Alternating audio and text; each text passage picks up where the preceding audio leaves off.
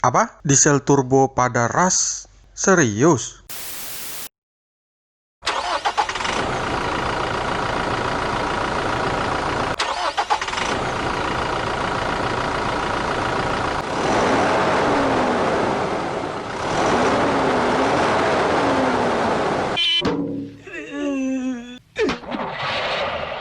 Halo guys, beberapa waktu yang lalu kita pasti pernah mendengar adanya mobil low MPV bermesin diesel. Ada yang tahu? Ya benar, dia adalah Chevrolet Spin Diesel yang sudah dihentikan penjualannya dan R3 Diesel Hybrid 2017. Kedua mobil ini menjadi mobil low MPV yang dibekali mesin diesel turbo yang pernah dipasarkan di tanah air. Seberapa kuat tenaga yang dihasilkan? Ternyata jauh sekali peningkatannya guys, sekaligus luar biasa irit bahan bakar. Contohnya saja mobil R3 diesel turbo yang hanya berkapasitas mesin 1300 cc mampu memiliki tenaga 89 daya kuda dengan torsi maksimum 200 Nm hanya pada RPM 1750. Bandingkan dengan Toyota All New Rush yang meskipun kapasitas mesinnya 1500 cc, tenaganya 104 daya kuda, namun torsi maksimal yang dihasilkan hanya 136 Nm pada RPM lebih tinggi, yakni 4200. Terlihat di sini walaupun putaran RPM mobil diesel lebih rendah, namun torsi yang dihasilkan dapat jauh lebih besar, yang ternyata juga meningkatkan efisiensi bahan bakar, di mana R3 diesel mampu mendapatkan angka konsumsi BBM 22,6 km per liter dan All New Rush maksimal hanya 15 km per liter. Sangat ironis sekali ya, tenaga besar tapi malah irit bahan bakar.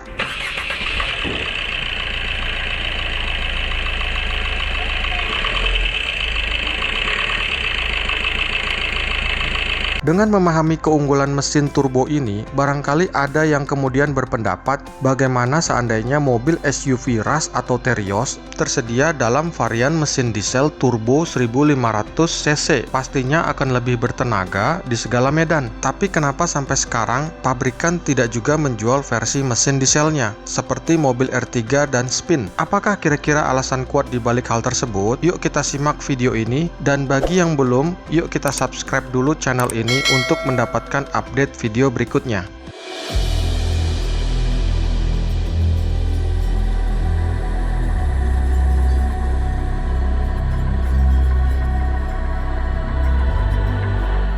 Untuk dapat bergeraknya sebuah mobil, setiap mobil harus memiliki tenaga yang memadai, yang ukurannya dikenal dengan satuan daya kuda atau horsepower atau disingkat HP, dan torsi atau torque. Horsepower merupakan satuan ukuran tenaga mobil ketika mobil sudah berjalan kencang untuk memastikan mobil selalu mampu menambah kecepatan sampai batas maksimal. Horsepower yang besar akan membuat mobil mampu melesat dengan kecepatan tinggi. Contohnya Bugatti Chiron guys, dengan tenaga 1479 daya kuda mampu mencapai top speed 420 km per jam.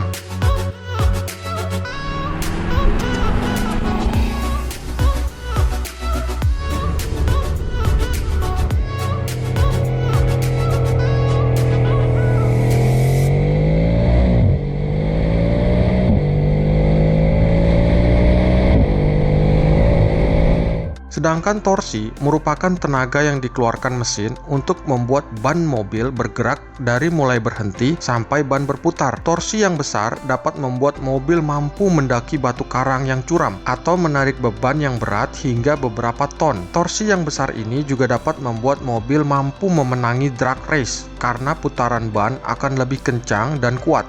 Yang menarik dari horsepower dan torsi adalah kedua tenaga ini saling melengkapi, yakni ketika mobil sudah melaju kencang, peran torsi menjadi berkurang, yang bekerja adalah horsepower. Sedangkan ketika mobil berhenti atau akan mendaki, maka peran torsi yang akan lebih dominan dibandingkan dengan horsepower. Ini contoh penggunaan torsi guys, untuk kegiatan off-road.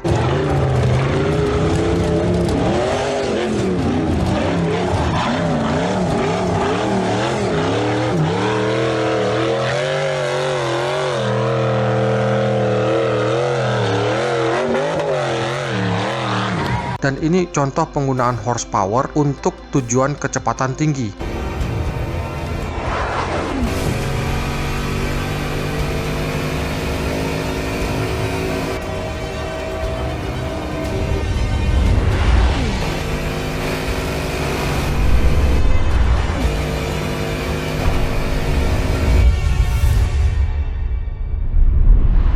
Jadi apa sebenarnya yang menyebabkan mesin diesel berbahan bakar solar ini mampu menghasilkan tenaga sebesar itu pada RPM rendah? Jawabannya adalah terletak pada teknik combustion system atau ledakan bahan bakar pada ruang piston, di mana pada mesin bensin, jenis bahan bakar yang digunakan mudah terbakar, sehingga dengan adanya busi sebagai pemantik api akan langsung dapat dihasilkan ledakan bahan bakar di ruang piston. Berbeda dengan mesin diesel yang bahan bakarnya sulit terbakar, sehingga memerlukan kompresi tinggi pada suhu panas ideal agar bahan bakar yang disemprotkan oleh fuel injector dapat terbakar dan meledak dengan sendirinya tanpa adanya pemicu api atau disebut dengan self-ignition temperature di ruang piston. Ini contoh self-ignition di mana bahan bakar akan terbakar dengan sendirinya ketika mencapai suhu panas ideal, guys. By itself, and it's turbulent, it's moving around, it's trying to get going.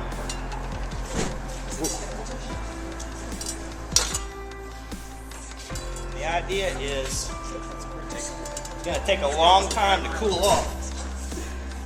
Dengan adanya kompresi dan kalori tinggi pada bahan bakar solar, hal inilah yang membuat tenaga yang dihasilkan oleh mesin diesel bisa menjadi lebih kuat meskipun putaran RPM yang dikeluarkan hanya maksimal sekitar 5.500 RPM, yang jauh lebih rendah dibandingkan mesin bensin yang bisa dipacu maksimal mencapai belasan ribu RPM, yang tentunya hal ini berpengaruh pada efisiensi bahan bakar. Namun dibalik keuntungan yang diperoleh dari mesin diesel tersebut, ternyata terdapat hal lain yang perlu menjadi pertimbangan, guys, ketika akan membeli mobil bermesin diesel ini. Pertama, karena mesin diesel membutuhkan kompresi tekanan udara yang tinggi, akibatnya mesin mobil yang dirancang harus lebih tebal, kuat, dan lebih berat materialnya, yang ternyata hal ini menambah bobot mobil sehingga berpengaruh pada kecepatan mobil. Ditambah lagi, mesin diesel secara akselerasi terasa lebih lambat mengingat RPM mesin tidak dirancang sekencang mesin bensin, sehingga hal inilah yang menyebabkan mesin diesel jarang digunakan untuk mobil-mobil yang mengutamakan kecepatan dan akselerasi. Kedua, karena beberapa komponen mesinnya harus dirancang kuat, akibatnya biaya perawatan dan perbaikan mesin diesel cenderung lebih mahal dibandingkan mesin bensin. Hal ini membuat mobil diesel meskipun secara konsumsi bahan bakar lebih efisien, namun secara biaya perawatan justru akan lebih mahal. Ketiga, dengan adanya kompresi tinggi terhadap bahan bakar solar, membuat suara mesin diesel cenderung terdengar lebih berisik dan aroma emisi gas buangnya terasa menyengat, yang sebagian orang hal ini terasa tidak nyaman, bisa membuat selera sarapan pagi menjadi berkurang. Aromanya, lala. Lalu bagaimana seandainya mobil Rush Terios tetap dipasangkan mesin diesel turbo 1500 cc? Apakah kira-kira dampaknya? Yang pertama, mobil akan menjadi tidak laku dijual. Memang benar, mobil akan jadi lebih bertenaga, namun harga jual mobil tidak tepat lagi ditempatkan pada segmen mobil kelas low, apalagi jika bertransmisi otomatis. Terhadap hal tersebut, untuk memastikan harga jual tetap pada segmen mobil kelas low, bisa jadi untuk memangkas biaya, akibatnya transmisi yang tersedia di pasaran hanya berupa transmisi manual, seperti yang dilakukan oleh produsen R3 diesel dan Chevrolet Spin diesel, yang akibatnya mobil menjadi tidak diminati oleh konsumen perkotaan yang cenderung lebih suka mobil matic. Wah, produsen jadi serba salah kalau gini ya. Yang kedua, biaya perawatan mobil cenderung lebih mahal. Mobil bermesin diesel turbo harus rutin mendapatkan perawatan, dan jika terdapat komponen yang harus diganti, harga komponennya cukup mahal. Hal ini berbeda dengan mobil bermesin bensin di mana perawatannya ditentukan 6 bulan sekali